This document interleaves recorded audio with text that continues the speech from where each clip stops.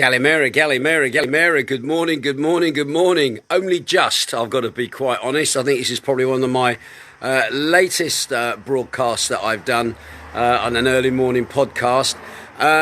Once again, a busy night last night in Magdalena. Started off relatively quiet, I've got to be honest. Everybody watching the football, Chelsea versus Liverpool. Interesting game. Anyway, after the football, music video selection last night was 80s and requests. And we slowly built up, got karaoke started. Bit strange with the karaoke. People not really keen to come and sing, more keen to watch other people doing it, which obviously is their choice at the end of the day. Normally, if my voice had been stronger and had been better, I probably would have relished it and I would have just kept on singing myself until more tickets came in. But at the end of the day, it got busy towards the end of the night. Can I say big thank you to the Dutch who were singing like, I wouldn't say like angels last night, but the Dutch were very enthusiastic in their singing last night. And all in all, it was actually a very, very good and busy night again in Magdalena's. And thank you to those people who are dropping me messages about their arrivals today, like Noel Hester, looking forward to arriving here and obviously getting himself ensconced, being the word, into Magdalena's. And there's a few other people as well who are arriving today. As for the weather, wait till you have a look at this. Yes, look at that black cloud up there. At the moment, can I just say thank you to Amanda for her concise weather forecast. She says, Ginge, it's going to be hot today, about 31, but it's going to feel like 36. But I've got to be honest, we have had a forecast for thunderstorms. You might remember yesterday, Jane said that she actually did see a flash of lightning while she was out walking yesterday. But we've got some very ominous looking dark clouds up in the skies. Now, whether those will get burned off later in the day, because to be honest, we could do with a spot of rain. Most people who live here would agree with that. As you can see, everything is looking a little bit parched here in the vineyard. We've still got grapes that are trying to get bigger, ready for harvesting, and at the moment they're already harvesting the currants, and that currant harvest is being done by most people. These particular grapes, they are for wine making, so therefore they are looking, and they'll be glad of a bit of water and a bit of rain, that is for sure. As long as it happens just a short while, that's all we're worried about, just to give a bit of a smattering. Let's have a quick look at the eaters that are on the trestle. See how they're getting on. So there's the eaters. They've got at least another few weeks to go, at least until they're ready. So again, a spot of rain would actually be rather nice for us at the moment. So there you go. There's the weather. I'm not going to go in about the airport. All I'm going to say is that Jane is very, very busy at the airport today. She's back down there. That's another reason for a late start this morning, is Jane and I actually sat and had breakfast together, something that we don't often normally get. And if I look over here, there's little Georgie fast asleep, okay, over there. So anyway, so again, yeah, still flights coming in from the UK. And don't forget, it's a bank holiday weekend as well in the UK at the moment, which is really nice at the moment. I don't know what the weather's like where you are. I'll probably see that on the thing. Oh, there we go. It switched around now. Yeah, well, I'll probably see people's comments on the weather wherever they are as I flick through on the comments. Right, just get down to the news then today. First of all, let's have a quick look at COVID in the last 24 hours. COVID infections are going down ever so slightly. Yesterday it was 3,076. Today, 3,064 new infections across the country. 28 new cases were identified after checks into the country. That is also up on yesterday, where it was 22. Now, the islands of interest, like we like to keep a little look at and do a comparison between them and us here in Zakynthos. Mykonos, who we take a lead from, normally whatever happens in Mykonos will guarantee it will be banged on us in Zakynthos, because Mykonos are technically a party island. and we're technically considered a party island, and so we get whatever happens to them happens to us. But at the moment, Mykonos has had 11 new infections. That's actually down on the day before, where they had 18, and the day before that they'd had 35. So again, obviously infection rate is dropping there in Mykonos. When it comes to Rhodes, a little bit up and down in Rhodes at the moment. Their latest infection rate today is 83. Yesterday it was 77, and the day before that it was 93. So you can see it's a little bit of a roller coaster effect there happening in Rhodes. Now, when it comes to Lefkada, they are an island that is up the road from us in the Ionian, a small little island. Now, their infection rate, again, has been up and down. Their infection rate today, new infections are numbering 28. Yesterday, they had 13, and the day before that, they had 33. So, again, you can see a roller coaster effect there going in Lefkada. Now, when it comes to Corfu, to be honest, their infection rate is relatively high, to be quite honest, and how Corfu has never got put into extra measures all through what's been going on, I'll never know. But anyway, they've managed to avoid it, and good luck to them for being able to avoid it. Their latest infection rate now is 68. Yesterday it was 51. The day before that it was 53. And the day before that it was 68. So as you can see, again, there's a kind of a rippling effect in Corfu. Now, when it comes to Kefalonia, our neighbours across the road, Kefalonia has had a drop in infection rates there. They are 8 new infections there today, which is down on the 15 on the day before, and 16 on the day before that, and the day before that they had 10. So again, at the moment they seem to be basically dropping again after going up just ever so slightly. Now, as for Zakynthos, we're seeing another little increase. 12 new cases were reported here in the last 24 hours. Yesterday I reported 9. The day before that I reported 14. The day before that we had a record 27. So again, we also seem to be doing a rippling effect in the way of cases here on Zakynthos. That means at the moment Zakynthos has had 1,135 positive cases since the beginning of the year, and this month alone we've had 368 cases for August, and when you consider that in the month of July we had 272 cases for July, and in June we only had 7, you can obviously see that we've had our infection rate actually going up. So again, we'll wait and see how that transpires with the epidemiology and how that may affect us in tourism. Fingers crossed we're going to have a September with no interference, no interruptions, but again, we shall wait and see. But anyway, so at the moment, this month alone in August, Zakynthos has had 368 positive cases here on the island. Right, when it comes to deaths at the moment, across Greece in the last 24 hours from COVID, unfortunately they have actually gone up. 22 on my last report, and today a 35. So that's quite a climb actually within the last 24 hours. That means the total death rate now since the pandemic started is now 13,559. Once again, as before, average age 79 years of age. 96% of those people had underlying health problems or were over the age of 70. And once again, can we just offer our sincere condolences to families that have been affected by what has gone on in the way of the COVID losses to their family.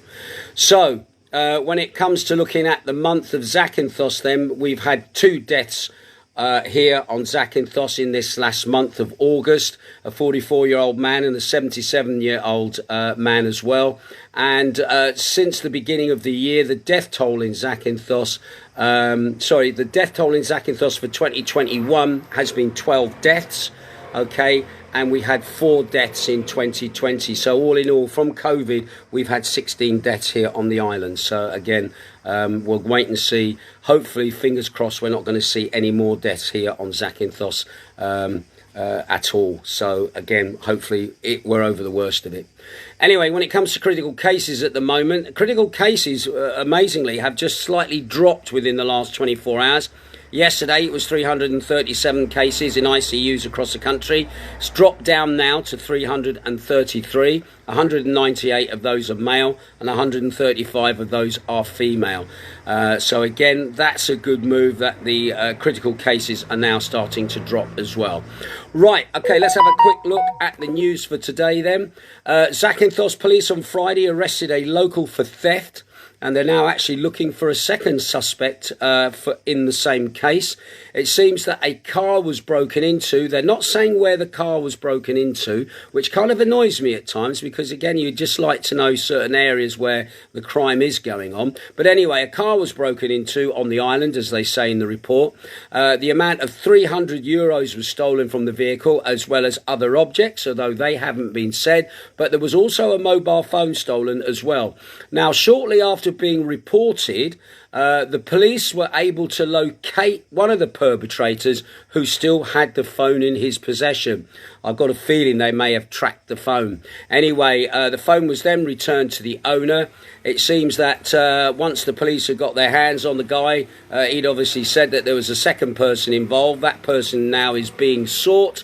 And the first person arrested has been taken before the Zakynthos Public Prosecutor's Office, obviously for the wheels of justice to start running there.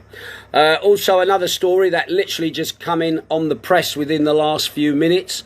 It seems 16 crew members were rescued early Saturday morning from a sinking Togo-flagged cargo ship that had crashed into the rocky inlet of Karavia in the Myrtoan Sea. That is just off the eastern coast of the Peloponnese, which is not too far from us actually. The seabird, which had sailed from the Ukraine, was heading for Tunisia and was carrying wheat. The crew, who are all Syrian nationals, were safely transferred to the port of Myrtoan Sea. Anyway, the rescue operation was carried out by 2 Coast Guard patrol boats, 5 ships that were sailing nearby, and also a Greek Navy helicopter. It's not known what caused the accident. The Greek shipping ministry said weather in the area was good. Anyway, 3 boats are now also rushing into the area to check for possible marine pollution from the incident. So again, we'll keep a little eye on that as to how that works out. In an article published in the newspaper Taiania on Saturday, the Greek Minister of State, Akis Skertsos, appeared confident that Greece will have created herd immunity by the autumn. Which translates into 7 million citizens that are either vaccinated or have naturally acquired immunity to COVID-19. He also rejected arguments that the health restrictions announced by the government to seek to punish the unvaccinated, saying that their aim was to protect public health. So what they're saying is those people like myself that are unvaccinated, you're not being punished, all right, by not having the vaccination, but their aim is obviously to protect public health. He underlined that the prospect of horizontal measures against the pandemic was out of the question and urged those hesitating to be vaccinated to make haste to do so. He also said if we had managed to vaccinate the entire population of the country, we would not have just had 50 cases incubated in hospitals throughout the country instead of 332. We would, in other words, have converted the pandemic into severe flu that primarily poses a threat to those suffering from other underlying diseases that does not have an underlying unbearably high cost in human lives or the overburdens to the health system. Well, to be honest, I've got to beg to differ there. If the vaccine was so fantastic, and you're saying about if more people have been vaccinated, it would stop the actual pandemic, the coronavirus changing, I don't believe that is fully true. I really do not. At the moment, you've got a vaccine that is working of sorts. You're already now talking about booster shots because the virus is doing what it's doing.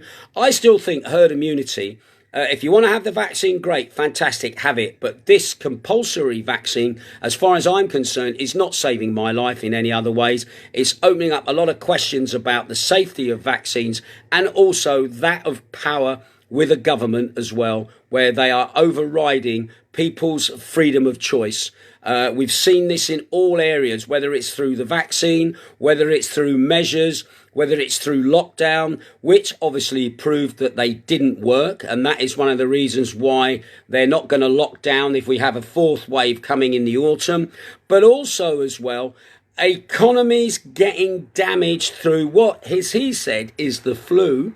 Has done more to damage public health, has done more to damage people's well-being, mental health and extra, with the fear, the ramping up of the rhetoric that we saw to go get vaccinated, stay in your homes, lock your doors, don't let anybody in, don't speak to grandma, don't hug your family or relations.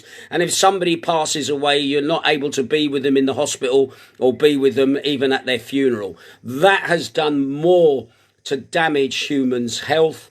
That has done more to undermine people's feeling towards vaccines and everything else, and also just the health of the nation itself. So I think, yes, herd immunity was the way that Sweden went, and Sweden have done very, very well indeed. But at the end of the day, the Swedish economy has not been wrecked and decimated by what has gone on in the same way that the Greek economy. When I think about it now, 2019, we were on an absolute roll. Things had never been better.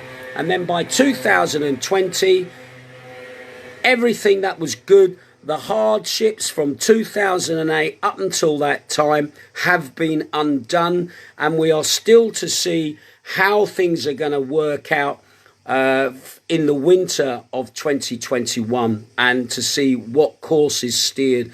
And I do feel that at the moment, I feel a course of a two-tier system coming of the vaccinated and the unvaccinated, and this pressure that the government is creating off their own back. They should be quite happy to turn around and say, if this amount of people of a population of 11 million are now vaccinated or have had the disease and now have got an inbuilt natural immunity to it, that should be it. Fine, great. If we've got people that haven't been vaccinated, there are also people that can't be vaccinated because they've got underlying health issues where they have to be careful about what they put in their bodies. And those people at the moment, I think, are being forgotten about. And this is the other issue at the moment, is this everybody having the jab, whether you should have it or not, I don't feel is the right way. I really don't feel it is the right way. Enough people have been vaccinated to create a herd immunity. Okay? I'll take my chance with it. I may have had it and not even realise I've even had it because of my immune system to my body. I don't know. All right? But at the end of the day, being forced to have it against your will, and the amount of people that I've spoken to who've come on holiday in this last week who said to me, the only reason I've had the jab is because I want to be able to go and do things and travel and have a freedom of sorts. And in some respects, I feel I have had a bit of that, but not to the extent that was promised. And also as well, there are people now I know who are succumbing to the pressure to have the vaccine, either for family reasons or because life is just being made plainly very difficult just to be able to do stuff, all right? So you've been beaten, pressured, bribed, and spoken down to go and get the vaccine. So again, we shall wait and see. And once again, can I just make this very, very clear? I am not anti-vaccination. I am anti-compulsory vaccination, all right? You do what you want to do. If you want it, you have it. And by all means, have it, because the more people that have it, the people like me that don't want it, all right, I feel, that we should still stand up and say no, because it won't just end with vaccines. It's going to start with other things as well, where for your own public safety and to be part of our society, you must do this, all right? And I just feel that there is a slippery slope now of non-democratic authority being pushed on people. And people tend to forget, You elect the politicians, all right? You elect the politicians. The politicians are there to do your bidding, all right? Not the other way round. We're there to do their bidding. And I think that message is sorely being lost in 2021 in nearly every nation around the world. You look at Australia, you look at America, you look at Canada, you look at Britain, you just feel that the politicians are doing for themselves what they want to do, regards what is best for the people who voted them into those jobs. So what I would say to you, if you've got a crap MP or a crap member of parliament or whatever democracy you're looking in from, just don't vote them in, all right? But then again, what choice do you have to vote somebody alternative in? Because they're all much the sameness. But that's another subject for another day. Anyway, going back to COVID again, in an all-out effort to stem the tide of a fourth wave of the pandemic here in Greece, spearheaded by the Delta variant, the Greek mobile vaccination teams and private Greek doctors are now being enlisted to increase the inoculation rate. So they're really ramping it up here at the moment in Greece.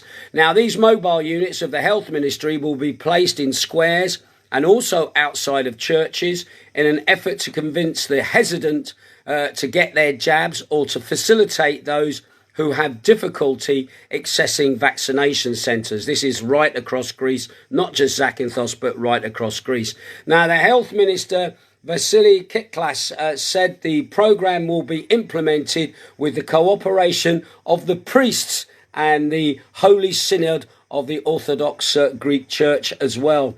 At the same time, he says about 1,000 private doctors, they're going to start administering vaccines in the coming days. According to the General Secretary of the Primary Healthcare, Marius Themosgoulis, private doctors will be able to make vaccination appointments for their patients and also procure vaccines so that they can proceed with inoculations against coronavirus at their clinics. Now, interestingly about that, I'm asking myself this. Are they going to charge you if you go to a private doctor to get vaccinated? Is it going to be free? Because again, private doctors, they're in it for the money, all right? Let's make no bones about it. Public doctors here don't make a lot of money, and private doctors obviously are making money and obviously doing a service. So it's going to be interesting to see. And again, if they are doing it for free, who's paying? Obviously, the government's going to be paying. And also, again, when they're talking about booster shots having to come in the fall, or in the autumn, as us British would say.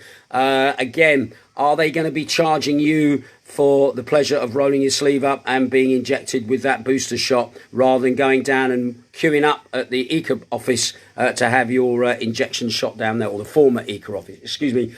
I have a cough. Anyway, he was speaking to Sky Radio, Greek Sky, on Thursday. He said so far 1,000 doctors have already signed up to participate in the programme. Regarding the third booster shot, he said it will be started to be administered into specific categories of people round about the middle of September. The main criteria for the booster shot is dependent on the coming months, will be how much time is spent since the second jab that the individual had, and also the age of the person that is needing that third booster shot. So anyway, he also pointed out that the competent services are operationally ready and appointments for the third shot will be easy to make. And he also added that about 30,000 first dose appointments have already been booked or are being booked daily. Now, regarding health workers, I've lost my line now. Where is it? Regarding health workers, he said, out of the 115,000, he says, there are about 20,000 that are unvaccinated. But he stressed that this number is decreasing as the September the 1st cut-off point approaches. You might remember on the 1st of September, those people that are not vaccinated, basically who work in the health service, are then not allowed to work in their jobs. And that is now not that far away at the moment, and they have to mandatory then have their shot. Anyway, meanwhile, the efforts by the union representing public hospital staff to form a front against compulsory vaccination appears not to be gaining ground among the health workers. Tellingly, they said participation in Thursday's demonstration in downtown Athens against the mandatory jabs was, by all accounts, at low levels in the terms of numbers. Well, in that case, then, if you're saying that not many people are turning out on a demonstration, one, maybe they might not have time to turn out for a demonstration. Two, to be honest, the advertising for the demonstrations hasn't been of the best. And three is we've only got your word to take that there was a very low attendance. But at the end of the day, I think you've just answered your own question. You've got 115,000 people who have voluntarily been vaccinated, and you have 20,000 who have not been vaccinated, who have still been doing their job. Their 115,000 staff that work with them have been very happy for this 20,000 to still work with them. And if they're working in care homes and care places, I had somebody the other day just telling me about mandatory vaccination for care workers in the UK, something that's been rooted at the moment, and saying how terrible it is. You can have somebody working in a care home doing a fantastic job in the way of looking after their patients, giving them the care that they need, the attention that they need, and then you're telling them, I'm sorry, I'm going to have to let you go because you're not vaccinated. And that, to me, is probably a far worse crime than not having the vaccination. So again, please, let's see what happens. I don't want to see compulsory mandatory vaccination. And I've had some very good discussions with people about this subject who say to me, you know what, Ginge, you will have the vaccination in the end. I probably will have to have it in the end. But the problem is this, I want to go down fighting over it. I just don't want to roll over and put my arm in the air and have it given to me. The people are making life difficult for those that are unvaccinated. And the point is this, it should still be your choice in a democratic society.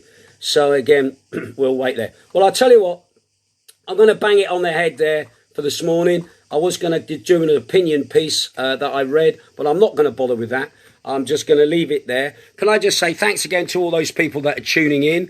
Asa Bricknell is watching. Nice to see you tuning in, Asa. I don't know what your feeling is, if you're feeling the pressure now to have to go and be vaccinated, but thanks for tuning in. Gary Horsfield as well. He says, morning, Ginge, from the Rock Reunion in Grantham.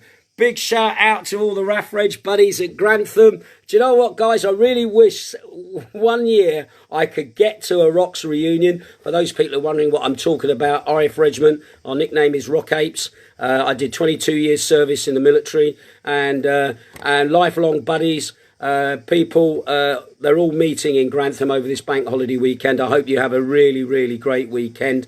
I've been looking at what's been going on in Afghanistan. I'm not going to talk too much about that, but I know the feeling that the IF Regiment is having about everything that's gone on with the evacuation process of getting people out of Camp Bastion. They were the guys that were protecting it, doing the job. It was their role. And then the role was taken off them by the Royal Marines, who jumped in to take control. The galling thing about the whole thing was this, as far as the RAF Reg was concerned, this was our role, this was our job, this is what we trained for, this is what our corps is all about. And when you've got your exchange senior NCO, who is attached to one of the commando units, having to train Royal Marine commandos in a job that he does, as part of his bread and butter, and then the guys have to stand back and hand their equipment over, their jackals, their vehicles, to give it to the Royal Marines. And I'm not knocking the Royal Marines over this, so don't get me wrong about this. To have that taken, it's like you're like the bride, and then all of a sudden you're now made the bridesmaid. It's our role, our task. It's what we're about. And a lot of the responsibility of this is nothing to do with the Royal Marines. It's a lot of our people in the RAF who just still don't understand what the regiment is about and what our capabilities are. And I know there is anger. And I didn't get to see, I was hoping that it would be kept up, but I do know the Corps Warrant Officer did do a broadcast reference what was going on. I didn't get to hear that, but I did see the letter that was written, and I read it, and can I say I signed it, and I totally agree with it. I'm going off tangent here a bit, but anyway, I'm not happy with what's gone on. And again, the whole thing has been an absolute debacle right from the word go. And again, I feel sorry for the RAF Reg. I feel sorry for the guys of our unit who lost their lives. Also from all the other units who've lost their lives for what has gone on. You ask yourself, was it worth it at the beginning? Was it worth it at the beginning? And now, oh look, the Chinese are going in there. The Russians are going back in there again. They probably learnt their lesson during the 80s of the way they should handle it a second time. So again, we're in a very, very dark period of time now. And once again, where will it all lead? We'll wait and see. But anyway, big shout out to all the RAF Reg over there in Grantham. You have a good weekend. Right, let's have a look. See what else we've got.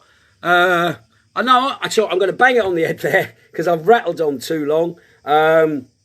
First of all, just remind you, bank holiday weekend, beachradio.co.uk. The Northern Soul Show is going out earlier this weekend. It's going out 2 o'clock in the afternoon till 4 o'clock in the UK time. That's 4 o'clock till 6 o'clock Greek time. So I will be in the chat area to take any chats and calls. So guys, the guys over there in Grantham, if you want to put Beats Radio on in the afternoon, you can listen in to the DJ Ginge Northern Soul Show broadcast from Greece. Get a bit of Northern Soul before your other activities kick off for the rest of the weekend. It would be great to see you come and have a little chat in the chat room. Big shout out to Ben Warner, Ian T as well, who are working exceptionally hard over this weekend on beachradio.co.uk. Right, that's it from me. I'm going to have to go. I've got jobs to do, and I will speak to you again soon. You take care. I'll keep my ear to the ground. If I hear anything,